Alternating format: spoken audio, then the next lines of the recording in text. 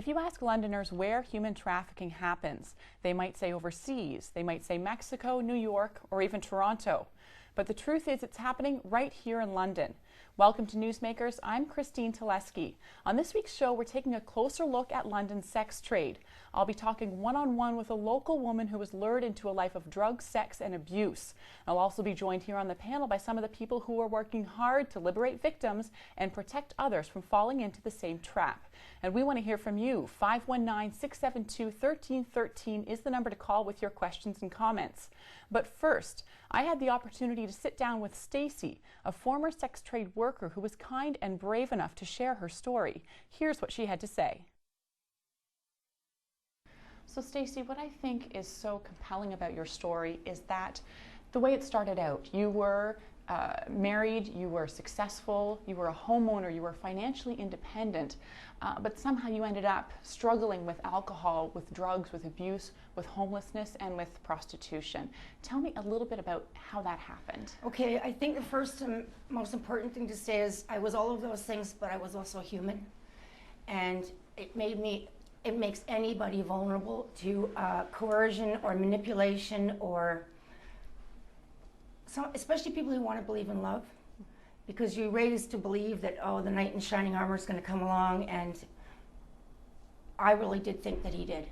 I lost my husband, I lost my friends, and I struggled with depression due to that, and I was introduced to this guy who I thought, and he led me to believe that he was going to take care of me and it would all be well, and I believed him.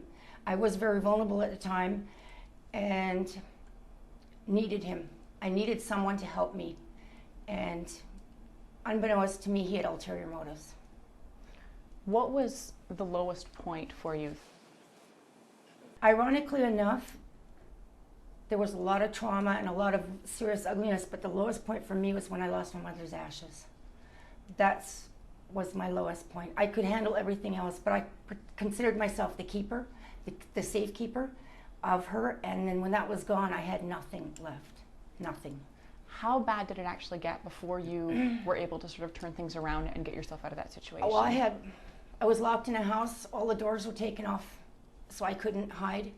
My toes were all broken, so I couldn't walk, and men were being brought home. And I had no choice in the matter. So how did you finally manage to get out of that situation? I phoned the women's shelter on Clarkside Road. They put me in a cab and got me to them, but there was no space for me, so I had to go back to him, and I found the Salvation Army. And they hid me for a while. Unfortunately, he found me there again, but then security there literally formed a circle around me because they became aware of the situation and got me into a cab and got me back into another women's shelter. And it was he found me at the shelters, so the shelters had to keep moving me. Mm-hmm. And eventually, 4 months after my last day in the last shelter, they got me into housing. And I haven't looked back since. But this is an 8-year story. And now you're in the process of slowly rebuilding your life. Tell me a little bit about that. Well, I finished high school 30 years later. I'm applying to Fanshawe this week, and my goal is to get back into the shelters and those environments, but on the other side of the desk, to help other women. Tell me, I guess you've been with now the London Anti-Human Trafficking Committee for about a year. Yep. Tell me why you decided to join, what you're hoping to accomplish. I didn't know they existed. I joined, well, I was helping a group called WISP, which is associated through my sister's place, the organization downtown, and they are doing research on prostitution downtown London. And I went to a WISP meeting, and Aura Burdett from the Salvation Army was there, and she is on the London Anti-Human Trafficking Committee. And I was introduced to her, and once again, I never looked back. That day changed my life. How do we keep this from happening to other women in our community? Well, one thing I do is I walk the streets and I talk to people. I hand out posters. Education is huge. I also think stronger legislation.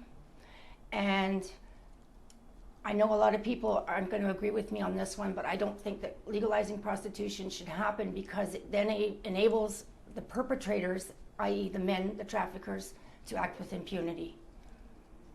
So if we're, I guess, to protect women from this situation, it would be education and it would be harsher penalties. Yes, for the bad people.